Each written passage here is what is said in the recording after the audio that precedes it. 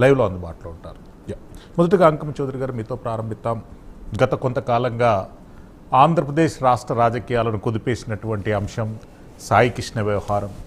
రాష్ట్ర ప్రభుత్వం మొదటి నుండి కూడా చెప్తుంది, దోషులు ఎంతటి వారైనా కానీ శిక్ష తప్పదు అనేటటువంటి అంశం. సిఐ నాగరాజు అరెస్టుతో ఒక్కసారిగా ఈరోజు ప్రభుత్వ వైఖరిని స్పష్టంగా తెలియడం జరిగింది. ఈ అంశంపై ఎట్లా స్పందిస్తారు? ముందుగా ప్రైమ్ లైన్ యాజమాన్యానికి శ్రీశైలం గారు, మీకు అలాగే మిత్రులు షేక్ మొహిద్దీన్ గారికి, వినీల గారికి, వీక్షకులందరికీ కూడా శుభ సాయంత్రం అండి. నిజంగానే ఇది చాలా దురదృష్టకరమైన సంఘటన. అతని వ్యక్తిత్వం ఏంటి, అతను ఎలాంటి వాడు ఏంటనేది తీసి పక్కన పడేద్దాం. ముందుగా మనిషి, ఒక మనిషిని పోలీస్ స్టేషన్లో ఇలా జరిగింది అని ఇప్పుడు నిందన ఈరోజు పోలీసు వాళ్ళు ఎదుర్కొంటున్నారు. నిజాలు త్వరలో బయటకు వస్తాయి, ఒక్కోసారి రాకపోవచ్చు కూడా. నేను అది కూడా చెబుతున్నాను. అది మనం ఇది అని చెప్పలేని పరిస్థితి మాత్రం ఉత్పన్నం అయింది. నిజంగా అన్ని విషయాలు బయటకు వచ్చినాయి అనుకోండి, వాస్తవాలు కనుక చెప్పేవాళ్ళు ఎవరన్నా ఉంటే, మనం చూసాం మొన్న మదురైలో ఏం జరిగిందనేది. అక్కడ ఉన్నటువంటి లేడీ కానిస్టేబుల్ విట్నెస్గా ఉన్న సందర్భంగా వాళ్ళందరికీ శిక్షలు ఏ విధంగా పడ్డాయో మనం చూస్తూనే ఉన్నాం. ఇక్కడ లాకప్లో డెత్ అయ్యాడా, లేదంటే ఎక్కడి నుంచో తీసుకొచ్చేసి లాడ్జీలో పెట్టేసి ఇట్లా చేశారా, రకరకాల కథనాలు అయితే మనకు వినిపిస్తూనే ఉన్నాయి.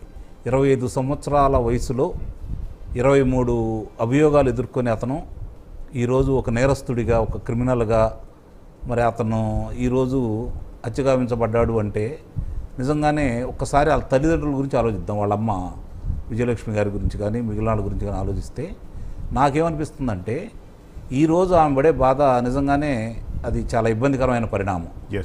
యుక్త వయసు వచ్చిన కొడుకు ఆ విధంగా అవటం. కానీ ఈరోజే తెలిసిందా అతను అట్లా ఉంటున్నాడని? తల్లిదండ్రులుగా మన యొక్క బాధ్యత ఏంటి? మన పిల్లలు ఏ పరిస్థితిలో ఉన్నారు ఈరోజు? ఎంతమంది ఈరోజు పిల్లల భవిష్యత్తులను మనమే చేతులారా నాశనం చేస్తున్నామని కూడా ఒకసారి ఆలోచించుకోవాలి.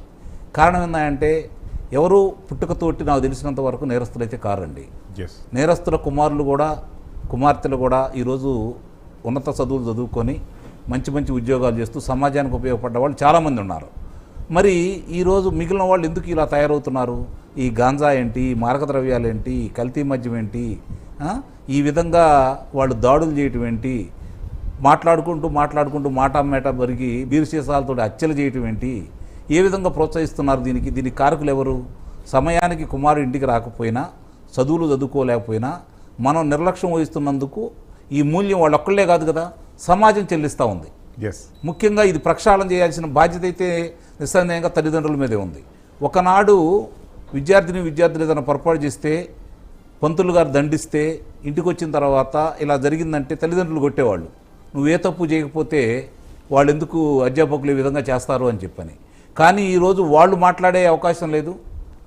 ఎవరన్నా బంధువులో లేకపోతే వేరే వాళ్ళు జవడం చేసే అవకాశం కూడా ఇవ్వట్లేదు. ఇస్తే వాళ్ళ మీద తిరగబడతా ఉన్నారు. ఎందుకు ఇలా సమాజం తయారవుతుంది అనే దాన్ని ఈ 21వ సంవత్సరం అంటే 21వ శతాబ్దంలో కూడా ఈరోజు ఈ కులాల అరగడ, అలాగే ఈ మారక ద్రవ్యాలు కావచ్చు, ఈ హత్యా నేరాలు కావచ్చు, ఈ సాయికృష్ణ ఉదంతం కావచ్చు, జరుగుతున్న చాలా ఉదంతాలు కావచ్చు ఉభయ తెలుగు రాష్ట్రాల్లో, అసలు దీనికి అంతు పొంతు లేకుండా పోతుంది. దీనికి అసలు ఆది అనేది మనకు తెలియదు, ఎందుకంటే మనం పుట్టక నుంచి ఉండం. ఇది అంతనేది లేదా? దీనికి అడ్డుకట్ట వేయలేరా? నిస్సందేహంగా చెబుతున్నానండి, ఇది ప్రభుత్వాలు, పోలీసు వ్యవస్థ, అంటే తల్లిదండ్రులు, ప్రజలు, వీళ్ళు ముగ్గురు కూడా దీంట్లో భాగస్వాములండి. ఒకళ్ళు నిందించట్లేదు నేను, ముగ్గురు కూడా దీంట్లో భాగస్వాములు. వీళ్ళ ముగ్గురులో కూడా పరివర్తన వచ్చి, ముఖ్యంగా ప్రజల్లో చైతన్యం వచ్చేంత వరకు ఇలానే జరుగుతూనే ఉంటాయి. 10,000 మంది ఉన్న గ్రామంలో ఒక్కడు గంజాయి సేవించి హల్చల్ చేస్తూ ఉంటే మనకెందుకు లేని మిన్నకుంటూ చూస్తున్నారు చూడండి సమాజం. అక్కడ వాడికి అవకాశం కలిగించినట్టు అవుతుంది. అంకమ్మ చౌదరి గారు మళ్ళీ వస్తాను మీ దగ్గరికి. షేక్ మొయినుద్దీన్ గారు, ఏంటి సాయి కృష్ణ వ్యవహారంలో వైఎస్ఆర్సీపీ వాళ్ళ స్థాయికి మించి ఉద్యమించాలని అనుకుంది. ఇష్యూకు ఒక కుల